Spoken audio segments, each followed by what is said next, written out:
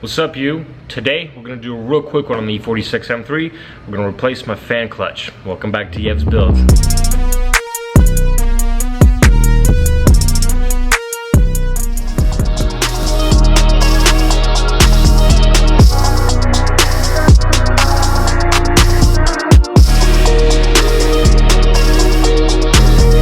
First things first, you want to get comfortable. You don't need a whole lot of tools for this exact job, but you do want to have access to the bottom of the car, and I'll tell you why in just a second.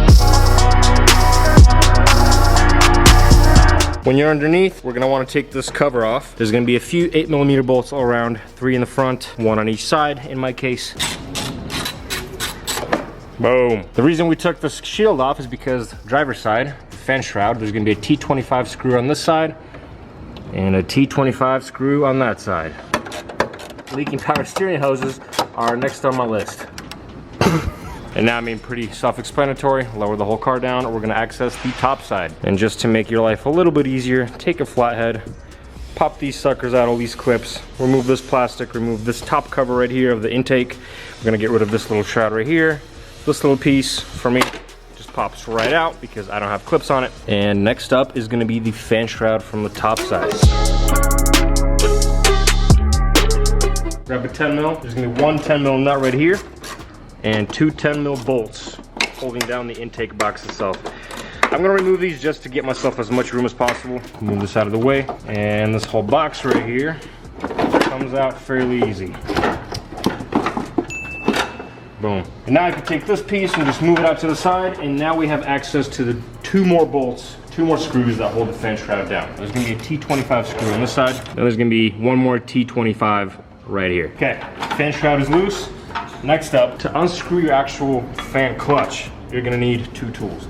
A large flathead, preferably as long as possible, and a 1 1/4 inch open end wrench like this. You take your open end wrench, put it on the hub itself, right? Get it prepped and ready. Take your flathead, and you see this top screw right here? Put it in between the screw and the actual hub itself, and this is reverse.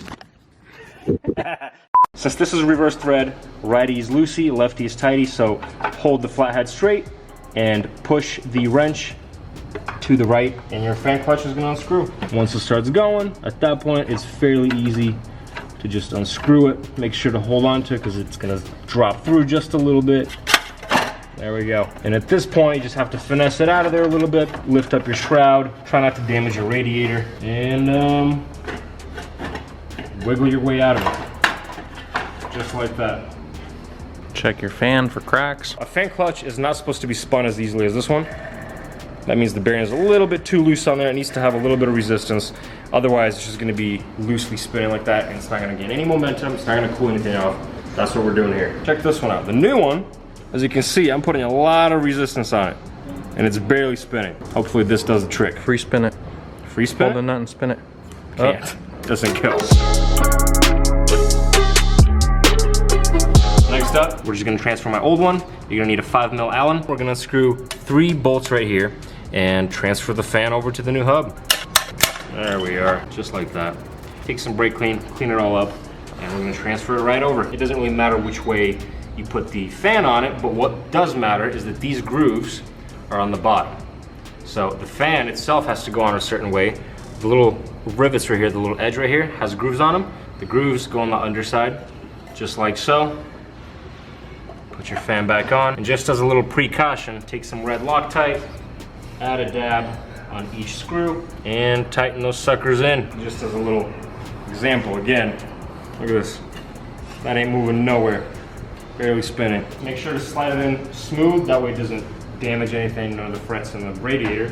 Just be real gentle with it. Remember, righty is loosey, lefty is tighty in this case. The hardest part about this entire job is to actually align the hub onto the splines. So what I like to do is use the wrench, hold it as still as possible, and just try to tighten it on there. She's going, dude. I think she's going, but nope. Wow, there it goes. There we go. She's tightened all the way. And now if you want to just double check, use the same method with the flathead and the open end wrench and just tighten it. Also, it's self-tightening, so it's not a complete end of the world. There we go. Literally everything's back in reverse. Simple as that.